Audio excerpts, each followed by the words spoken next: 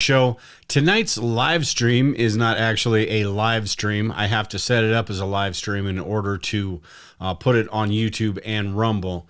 But because of scheduling conflicts and things that I have going on here at home, we're not able to actually be here live tonight. We will get everything back on track here in the next coming weeks. But the other day I sat down and recorded a couple podcast episodes with Brian for his Mind for Survival podcast. And we had one talking about things that are going to be happening in 2023, or some things that we can see unfolding. And it was such a great conversation. We decided to just kind of give everyone here a sneak peek into the podcast. We had the foresight enough to actually record it, so we figured why not. Brian is going to have quite a few good guests on his show coming up on the Mind for Survival podcast. It's got Jim Cobb. He's got Morgan from Rogue Preparedness. He's got me. He's got Vision Preparedness. Got just a really cool lineup coming up. So make sure and check those out. And as well, this one, as soon as the video we're going to be playing here, the audio version is going to be coming out. And you guys can check that out if you didn't get a chance to sit here and watch the whole video. But at any rate, I'll try to jump into the chat tonight if I'm around. I hope I am. And I'd like to get your guys' thoughts on how do you see 2023 unfolding? What do you see happening this new year? Even, conspiracy theories and all that, because as 2022 proved, we just have no idea some of the things that are going to happen. We have a good idea about a lot of things, but some things we just don't know. At any rate, let's go ahead and get into the video today, talking about some things that could unfold in 2023.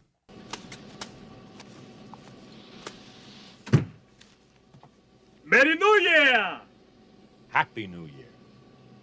In this country, we say Happy New Year. All right, so hey man, let's talk about I guess it's 2023, just starting out. Let's talk about some prepping concerns for 2023 and beyond. What do you think is people need to be concerned with? What do you think's coming? All the good stuff. I think it'd be an easier show if we talked about what not to be concerned about, because it just seems like, it almost seems like everything is on the table. We've gone through it every year for like the past 3 years. We've been going, it can't get any worse, right? Can't get any worse, right? And it sort of has. You get through the pandemic, and then you breathe this little sigh of relief or whatever a little bit.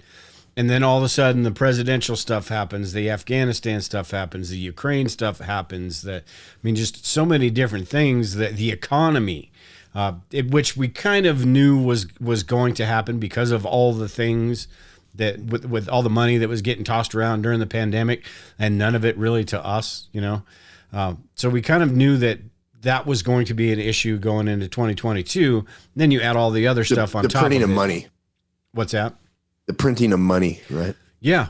And that leads to 2023, which is one of my big concerns. And this has been one of my big concerns since I first started prepping, was the money aspect of it. And at what point do you get so bad that they just can't do anything and everything just completely collapses? Although, in the last podcast we talked about how my ideas on prepping have changed. That's changed as well, because I used to think it would be a complete collapse of the economy and everything would be kind of like the Great Depression.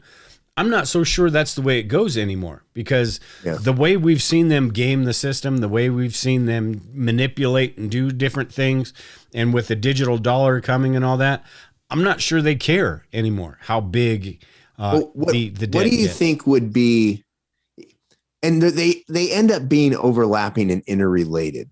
What do you think what's your chief concern coming down the road? Like economy, what if you had to put a label on your choose your disaster, number one problem that you think we're facing? What is that?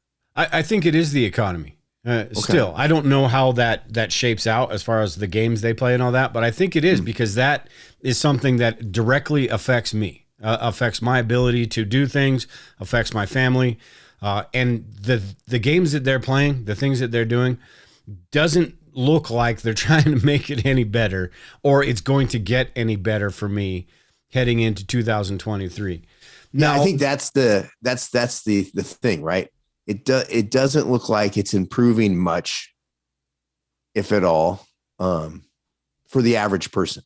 Yeah. And so what are the repercussions of that for you as like your everyday life? Well, that it really, as much as we hate to have to do it as far as cutting back on this or cutting back on that, I suppose I really hate being told by press secretaries or people, in agencies saying, hey, you need to cut back. I hate that. But on a personal level, you do have to have that conversation with yourself about how are we going to get through this stuff? What are we going to have to do to get through this stuff? And you see some people talking about how the economy is going to get a little bit better, but I don't know that that's the case, and I'm not planning for that to be the case. So, well, I think you have to plan that maybe it gets better. Like, we don't know, but you have to plan that somewhere between having a perfect economy and a totally failed economy, there's a scale in there, right? Like there's a range. So where are we between the perfect economy and the failed economy in that range compared to the rest of our lives? Mm-hmm. I'd say if you have a perfect economy on the left and the totally failed economy all the way over on the right, I'd say we're closer towards a totally failed economy. Not saying it's going to totally fail, but we're closer to that than we have been at any point in my lifetime, maybe outside of the 1970s. But I think it's given that a run for its money. Yeah. And I think personally, what I try to do is mitigate the fact or try to get as much done now with some stuff before it possibly does get to that point. I've been doing this for 6-8 months now. We've talked about this on the show before, where I bought a freezer and I'm buying meat, and I filled up gasoline jugs because the gas price was just going outrageous. Now, granted, right now the gasoline's back down there, so I'm making sure that those are still stocked up, making sure that the freezer is stocked up, getting all that stuff I can now to manage the fact that if it does go through the roof, we can get through that stuff a little bit better. And it actually did with the food prices going up and the shortages. It actually did help out quite a bit. I never had to go through everything that I had stocked, but it was really nice to be able to just, instead of going, man, that stuff's so expensive, I'm going to have to spend another $100 to get a bag of chips at the grocery store, just go down to the basement, open up the freezer, and there you go. So those types of things, having that foresight, I guess, leading into this is the best thing.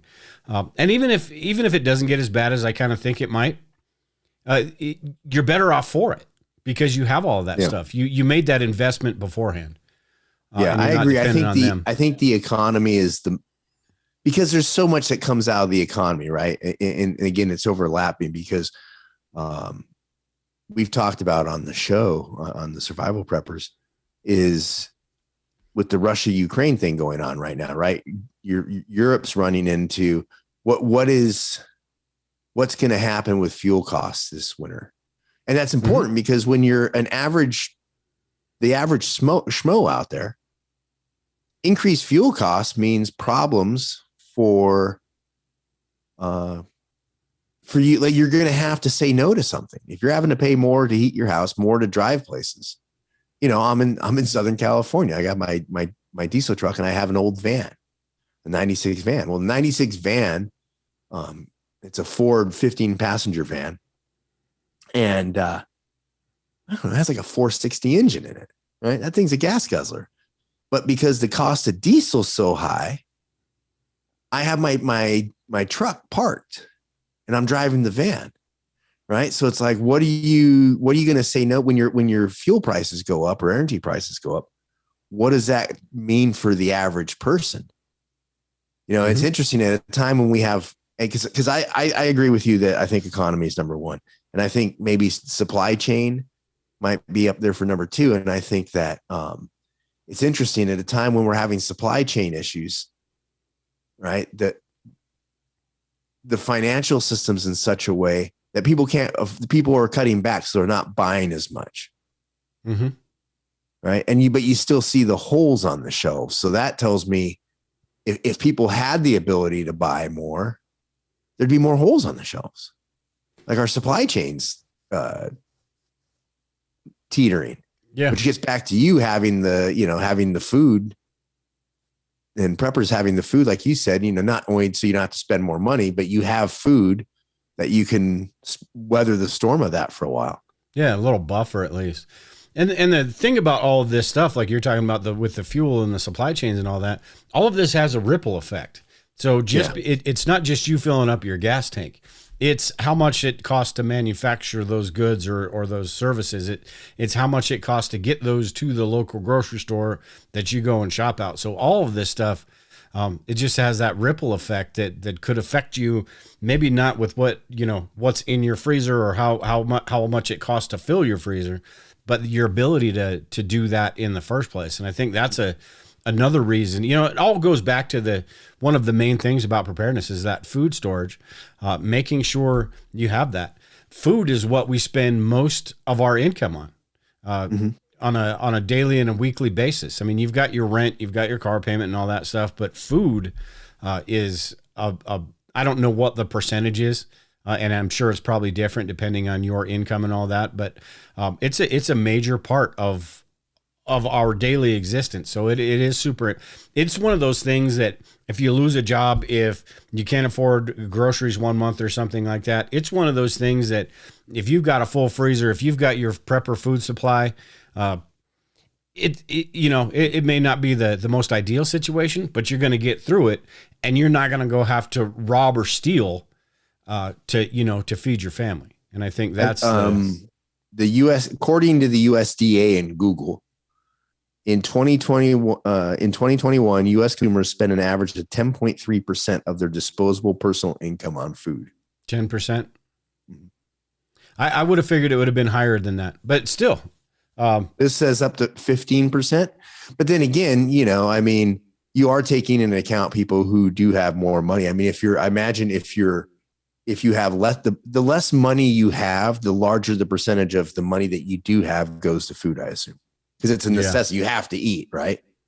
Yeah. Yeah.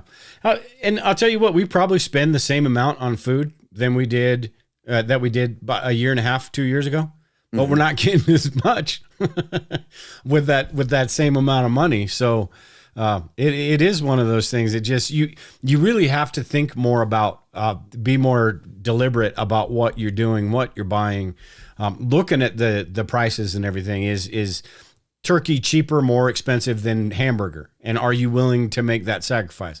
It sucks, but for some things, and turkey is healthier, I suppose. That's my rationalization when I'm doing it. If when I eat red meat, I can have like a little bit of a steak here and there, maybe a burger once in a great while. But when I eat red meat, it feels like I just swallowed a boat anchor.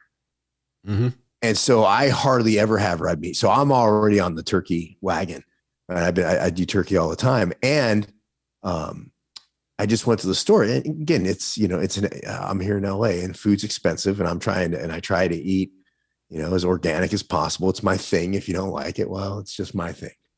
And so I went to the store. One of the things, so like I get like at night, I get restless leg syndrome really bad a lot.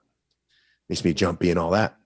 Magnesium like helps with that. Like it calms it all down. So I went to the store. I was at this health food store. That's where you get it at typically. And I looked at it. I was like, wow, that looks really, it's like $45 for a jar. What do? I pulled out Amazon and I looked it on Amazon. I get for $22. Like, and as I'm going through the store, like stuff that's not produce that I get right there, I started looking, where can I get this cheaper somewhere else? Yeah. And I've never really done that in the past. It's like, okay, I'll grab that. Maybe 40 something bucks if it looked really bad, but more and more. And I'm a lot more precise when I go to the store, where before I'm like, yeah, I'll just get that. Right now it's like, cause you can go from a $50 bag of groceries now to $100 something bag of groceries really fast. Mm-hmm. Yeah.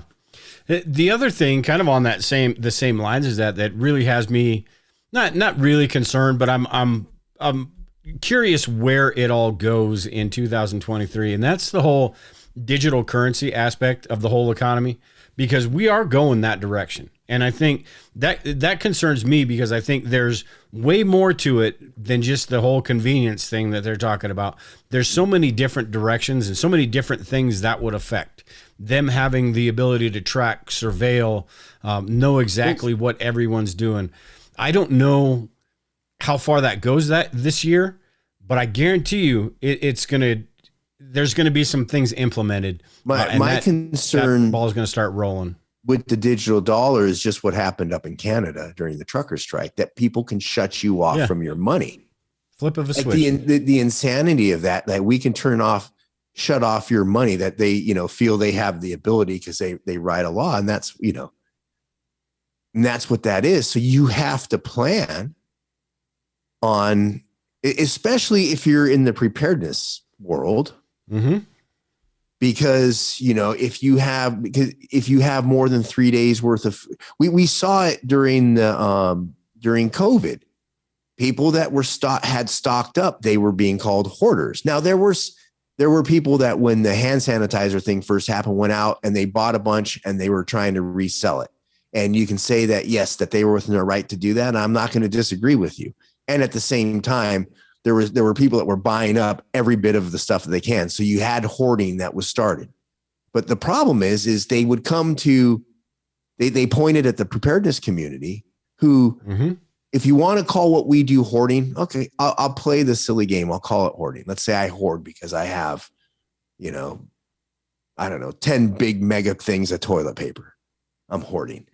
And I hoarded before the problem. Like I wasn't going to the store when the COVID lockdowns were approaching. I went to the store to fill holes in my stuff. Like, oh, you know what? I should let me buy a few more cans of Spam, or whatever the case may be. Let me fill a couple of holes that I knew that I wasn't but like, they started calling us hoarders over that. Right. And part of the problem is when you go to the digital dollar and everything everybody has, and I used an example of being here in Los Angeles, is they're so tight with the water here that as soon as you go above a certain amount of usage per household or whatever it is, like, I know my dad he'll go, oh, hey, because the first year I came here, I thought like, oh, they got a water shortage on. I was like, well, I wanted to kind of water some plants outside at night. And who's going to see me water at night? I thought it was okay. Well, like his rates went through the roof. Like, you hit a certain spot and all of a sudden they start spiking how much, like the cost of that water just goes up at a ton. Well, they know how much water they have it. Like, they know how much water you're using. They know how much food you should have for a family of 4, what they say you should have. So at what point do they come in and say, oh, we're shutting you off? And I get back to Canada, they've done the same thing in China. So, and hey, I hope that never goes that way here, but it gives them the ability to. And so because they have the ability to, and because it's happened around the world, as a prepper, you need to have a plan. What happens if they shut you off from your money? That debit card we all use mostly. Yeah, it may seem a little bit far-fetched, but I don't really think it is. When you think about, say you go to, like they do with EBT cards and food stamps and stuff, right? You go to the store and you buy a bunch of meat, you buy a bunch of this or that. You get to the checkout line and the lady says, oh, I'm sorry, you can't buy that meat. You've exceeded the amount of meat that you need for this month, so you can't buy that meat. Is that really that far-fetched? I don't think so. Well, and part of that goes back to look at when the supply chain issues first happened, right? You'd have signs up in the store, you're only allowed so much. Think about the baby formula shortages they just had. Yeah. Like, there were mothers that needed baby formula that were trying to drive to all multiple states up in the Northeast. And if that's you, whatever your situation, everybody has a unique situation. If we're on a digital dollar, they'll know when you went and spent money at another store. Like, and so you're buying baby formula again. What are you doing? Are you reselling it? Is this some black market? And I know it sounds conspiratorial, but again, it's happened within the last year and a half. It's happened in 2 major countries and one, the country right to our north. Yeah. Well, we just on our other show, we just talked about how the gun purchases, how they have this code now. These credit card companies have a code for gun purchases and stuff, and how some purchases were denied because of that code. It would be the same type of thing with the digital currency. That if meat is a certain code and you've used this amount, for this month, you can't purchase any more of that, that code, that product. And, the other side of that is they know maybe they don't cut you off from doing that stuff. Maybe they just go look and say, okay, this person for some reason purchased this much meat this month. There's no way they could have possibly used that. And this is kind of conspiracy too. But what if somebody ends up at your front door and says, okay, there's no way you could have used that much meat. Are you selling it? Where is it? What are you doing? Here's the thing. And people Big can brother. believe I think people can believe or not, whatever they choose to not believe that, hey, the government could be running amok or is running amok or has the potential to be. But at the end of the day, you have to understand that there are people there, humans, and they're fallible, that would have access to all this information. Mm-hmm. And they can use it it doesn't have to be a government-wide thing. They could use it to target. We know it's happened. So the reason we're talking about it is you have to be prepared now, or start shifting your mindset a little bit. And it gets back to, we always say, like, wow, you never thought I was never a proponent of barter stuff before. And now maybe that becomes a thing in that sort of economy. You're only allowed, maybe you like to have you and your significant other like to split a bottle of wine every night, kind of thing. Oh, well, that's more wine than we're allowed. Whatever. Again, all this stuff can be dialed up and dialed down. And the point is, there doesn't have to be any consideration for your individual family's needs when that happens. The only person that can make sure that those needs are met are going to be you as the individual provider. And how are you going to do that if your debit card suddenly gets limited? What's your plan? Yeah. And you had mentioned the whole barter thing. And I think that is definitely, I was going to ask you about some different options and stuff too. And I think that is definitely one, but it really, it matters how much that gets adopted, because most people aren't going to they're not going to care less about this happening. It's a convenient thing. That's what most people want. It's convenient to have the digital dollar where I'm going to do that. It's convenient for this and that. Most people aren't going to go to that barter thing and saying, I'm not playing your game. So that's going to be tough to do because of the demand for it. Well, but how long do you think it would take? Because eventually I think to fully implement this, you'd have to get rid of the dollar. You'd have to take it out of circulation, the paper dollar. How long? Well, because that could be an option as well. How long do you think it would take to get that fully rolled out? We talking number of years before the paper dollar is just gone? I think it would take them a while. I think people would lose their minds if physical dollars went away. But I think there's enough influence there where they could tell, they make it financially beneficial. You save a percentage for the company, for the banks when they're changing out money, or, for big corporations, it's just, hey, we're going solely to the digital dollar, because then it takes more. Then at that point, you really just need a bagger, if you have a bagger kind of thing, right? You don't need someone to pass money around. You don't need to worry about your money getting stolen, is what they're going to tell you. Like, oh, well, if they come in and rob your store. So I think they would push. I think it would take a while, but the where it gets dodgy on that is even on the barter stuff is how do you buy barter items? Because remember, one of the things they're putting in right now is and I think maybe it got delayed a year, but they're putting that deal where if you spend more than $600 using a Venmo or a Cash App or any of those apps, PayPal, that the IRS gets notified about that purchase. right? And I think that's a purchase over the course of a year too. Because that's what the threshold is, right? Is $600 for reporting to the IRS. So now you run into the problem of, well, how do you go get your barter items? Does it go straight to this total barter economy?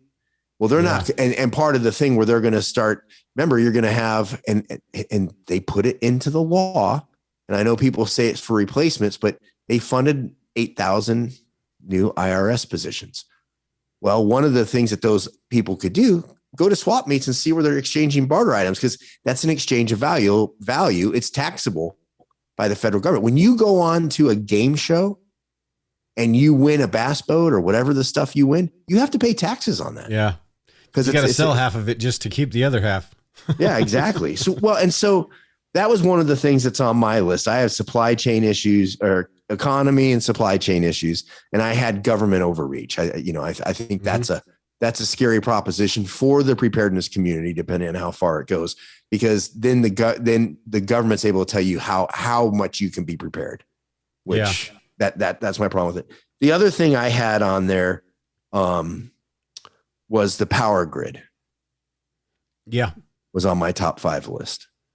Yeah, and that really has been on my list for the longest time, because it kind of baffles me that there's not more done to help secure the power grid when you can get, just random people. And who knows what really is behind all this stuff.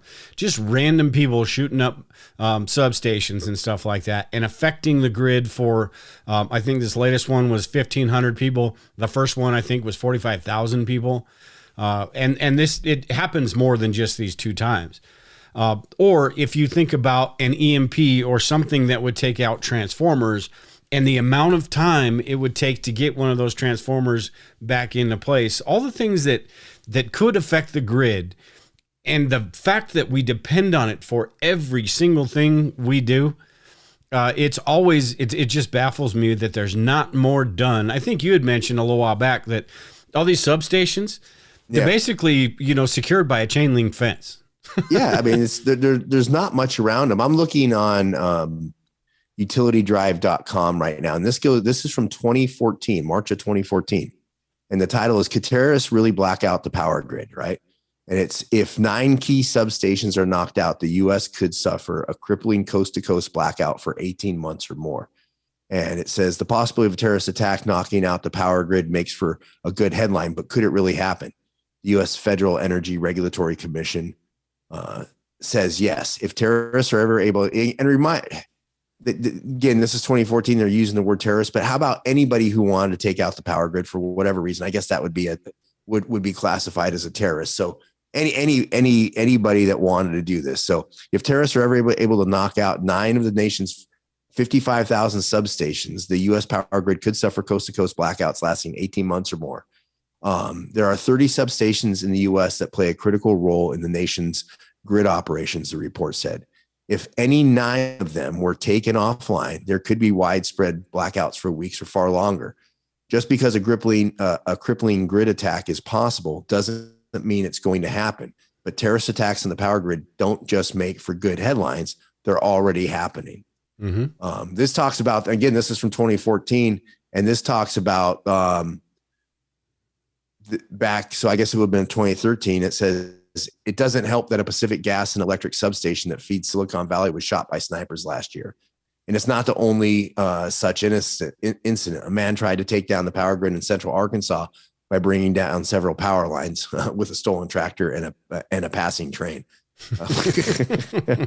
He set the substation on fire, causing $2 million worth of damage.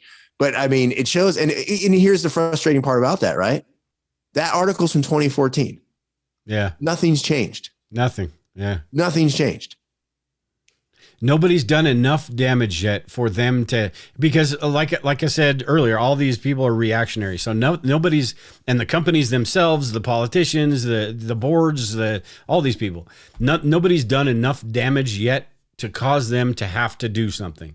Financially, it's got to hurt them financially before they will react to something, I think. And you think about how disastrous that would be. how long it would take with people without power, companies, city blocks, businesses without power for days. You know, the secondary and third order effects of something like that. I mean, it'd be absolute chaos. Absolute and how chaos. many, I mean, when you talk about 9 substations, so whatever those 9s are, you go back to 9/11, and I don't remember how many hijackers there were off the top of my head, but 12, 14, 15, somewhere in there, that range, something like that. 21, I don't know. It was somewhere in that range. 9 power stations, 1 to 2 people easily could do that. So you're talking, 9 to 18 if each one does one, but why not drive between the 2? Right. So now you're down to like 9 people. And the fact that, again, we're looking back 2014. So what is that? 8 years ago when they came out with that and nothing has changed. Mm-hmm. I think it's surprising that someone hasn't tried to do something. I mean, because there are crazy people out there that would just like, hey, I just want to, see the end of this kind of stuff, or I want to, whatever that thing is. So, yeah, I'm surprised it hasn't happened as well. Because you look at the FBI and the things that, sure, they've got all the tools to catch all these things, and they as long as they get a lead on it, Gretchen Whitmer and all these different things, right? They can get ahead of these things. Well, they can cause it too, but we won't get into that on the show. But for every one of those, how many situations do they miss because they don't have the insight beforehand? Well, and here's the thing on the insight, right? The insight is gained when people do things, when the bad guys do things that they and follow procedures or don't follow procedures, do things that they shouldn't do. They communicate with cell phones. They somehow pop up. And remember, I mean, our government, as much as we rail on it on the survival preppers, at the same time, there are people out there that are actively, they're FBI agents and people that are actively working to stop terrorism coming to this, country kind of stuff. The problem is all it takes is a group of people to be good at what they do. And I don't mean good at like taking down a power station, good at remaining covert, good at remaining off the grid, good at not drawing attention to themselves. Mm-hmm. It kind of goes back. Remember the movie Goodfellas? And they went out and they did the big heist. The one that the main character wasn't part of it. They stole the Lufthansa heist. They stole millions of dollars from Lufthansa. Well, then Jimmy, the guy that was like the main organizer of it, starts getting like all these guys. Like the first guy goes off and buys his wife a fur coat. He's like, get rid of that fur coat. Like they're drawing attention to themselves. So if you actually have a kills group everyone, of people, kind of like in a way, kind of like the movie Heat, like how they went before they got sucked into doing the one that got them busted, they would try to stay off the grid. If you have a group of people that are really good at that to the point where they never leave a signature, but they all come up with this deal. It's the Americans, the TV show, The Americans with the Russian sleeper agents. There's nothing you're going to do about that. So then it becomes what's the security features at those places? Obviously not much. Yeah. And still not much. You think about like cops, and I watch a murder shows every once in a while, and you think about how cops solve cases or the FBI. It's usually information. It's somebody doing something stupid, basically, or they get a clue. They get a clue. Yeah. If there's somebody opens their mouth and tells somebody, and then they call the cops, and that's how they get in there. But it wouldn't be that hard to keep that, as long as you knew what the hell you were doing and you weren't an idiot, to keep that under wraps. If you avoid leaving DNA, if you avoid leaving evidence and clues and all that, and now that's obviously during the commission of a crime. And you keep your mouth shut. They're trying to catch that guy after the fact right now, or guys, whoever it was. But leading up to it, if you don't put anything out there and everything's off grid and everybody does, again, keeps their mouth shut, they won't know what's coming. Yeah. That's why I have so many questions about that whole Vegas shooter thing. I don't know. I have a feeling, just my personal conspiracy brain, I think there's more to it than we all know, but maybe not. Maybe he just stayed off the radar and they just, I don't know, but it it shows that it shows that possible. one person is capable of causing a bunch of damage. Mm-hmm. And you could believe whatever background story you want on it, but at the end of the day, that person caused a lot of damage. Whether he's a nut, he's a conspiracy theorist, you know. And when I say nut, just some guy that wanted to go out and hurt a bunch of people, kind of thing. Or there's something deeper that he was able to do it. Yeah, it doesn't change what happened. Yeah, yeah, and so if you take 3 people or whatever, 9 people, like they could totally with those power from what our limited monkey brains, what we're reading right now, what it talks about is that. So I think the power grid, and we saw with the Texas freeze, the power grid wasn't great. We saw, you see in California and out west where they're like, hey, don't use your ACs or, whatever. And everybody's like, oh, we have to it's like this team effort. Like, yeah, we got to get in it. So you're telling us our power grid is not set to be able to handle the most extreme circumstances that it might be subjected to, which when the circumstances are extreme is just when you really need it, right? Like middle of summertime, it's super hot out. People die without AC in some places. I mean, we get back to the Buffalo thing, right? Up in New York where the people were freezing to death. Mm-hmm. That's when you really need it. So at a certain point, like you're saying that, all right, the California power grid cannot handle people turning their AC units on in the summer like this, right? There's so many things like that. And all at the same time, they're pushing green energy and electric cars and all that stuff. Yeah.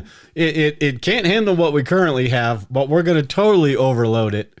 And we're not going to fix it until it just completely craps out. That's one of the other things, right? What they just came away with. And I'm an electric car fan. I wish the technology was there for them to be really great. I'm a fan of them. And at the same time, it's not there. And what just proved it wasn't there was my understanding is, and I only caught this off of Twitter. I haven't gone down the deep dive, so please fact check me. But that there were electric cars that their batteries were dying like super fast in the cold weather that just went through. Yeah, I heard that too.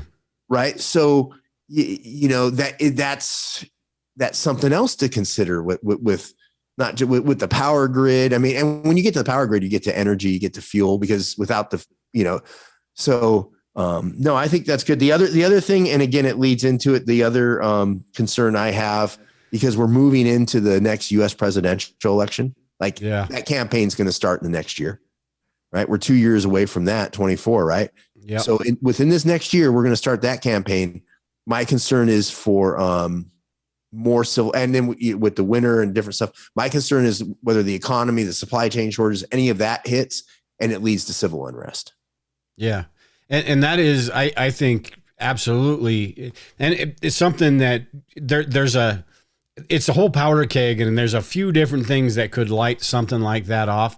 I think people right now are becoming a little bit more relaxed. We've been super high, real tense for a long time now. And I think people are sort of kind of relaxing now that the pandemic's over. Trump, it seems almost like, secondary news. We'll see how that goes in the coming months. He's not going away quietly, I guarantee you that. Biden's a Yahoo. I mean, there's just so many things that could kind of kick that back off again. You just don't know. I think a lot of people, I think a lot of people have, are fatigued from everything. It's been just nonstop. I've said 2 years. Well, I mean, dude, go back. Yeah, definitely 2020. We're coming up in 23, 3 years, really.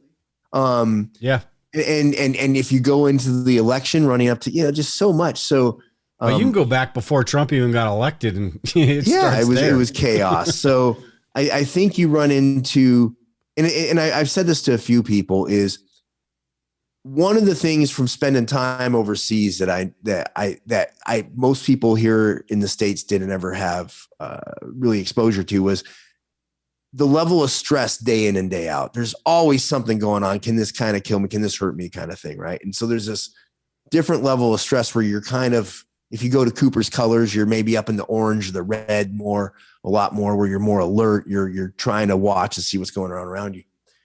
I think by the way everything's gone for the past couple, 2-3 years, is by and large, people, and especially if you're into preparedness and you're watching what's going on, you're keeping an eye on it, you're trying to get your information, people have been staying on top of it.